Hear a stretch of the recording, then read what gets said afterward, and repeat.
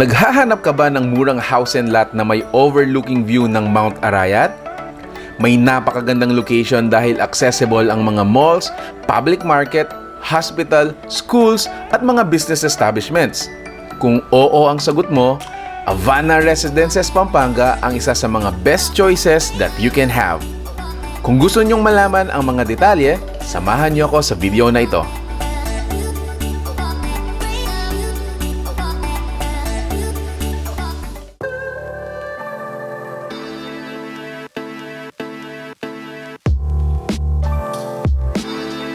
Hello everyone, I'm Carlo Miranda and I'm the office engineer here at Avana Residences.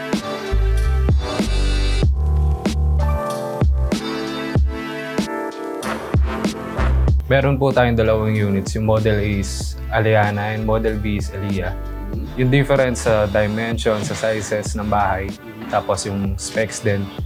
Aliana is 10 by 7, 70 square meters, and then Elia is 63 square meters po. Pero pas yung forma ng Elia is palapad siya. Tapos ito, pahaba, yung Model A. In terms of quality, standard yung mga ginamit na materyales sa mga bakal, sa CHB. Kasi yan yung main na foundation ng isang bahay. So sigurado yung quality talaga. Hindi namin tinipid. And then yun. Alright, so in terms of the interior, sir, siguro pag-usapan po natin yung mga specs per model. Per model, okay. First, sa Model A tayo, Aliana. We have living area, and then dining area, and then yung 2 bedrooms and 1 master bedroom, and then we have 2 toilet and bath, and then yung carport natin, and nakaseparate yung kitchen natin. Sa Model B, meron po tayong living area, dining area, and then meron din 3 bedrooms and 2 toilet and bath. Model A, di ba nasabi ko na naka-separate yung kitchen. Sa Model B naman, Elia, is nakasama siya sa dining area.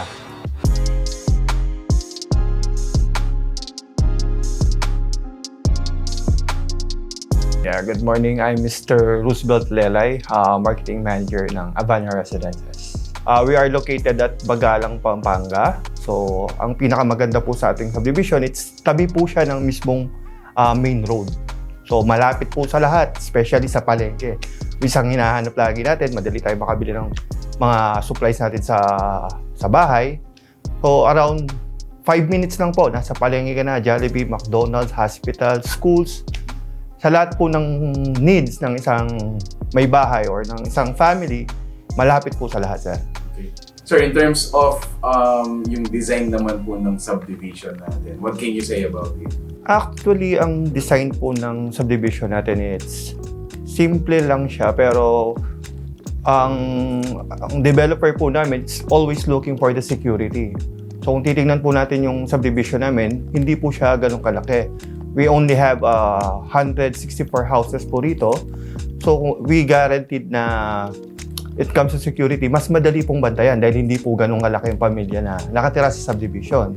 Second, regarding sa amenities, hindi po namin siya ganun nilagyan ng amenities dahil we don't allow from the outside na pumasok sila rito. So yung design po ng subdivision namin, it's ang it's para talagang residential siya na makakapagpahinga ka at tahimik po at secured yung family natin. Ganun po yung pinaka po ng subdivision namin, it's maging secured ang family.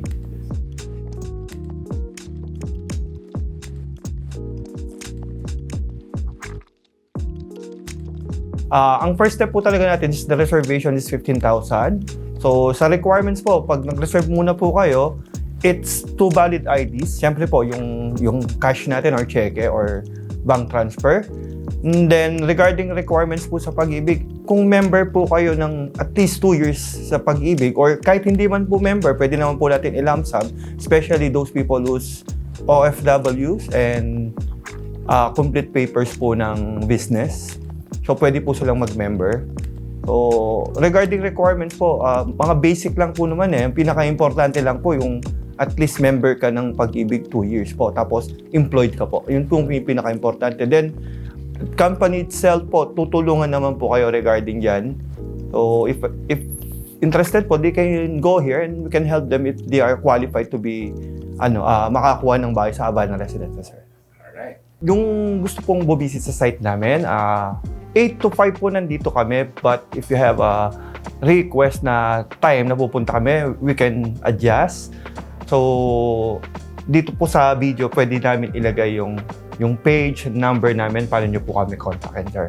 So, pero kung gusto nyo nang i-search ngayon, Havana Residences po, Pampanga, yun po yung pinaka-main page namin, sir.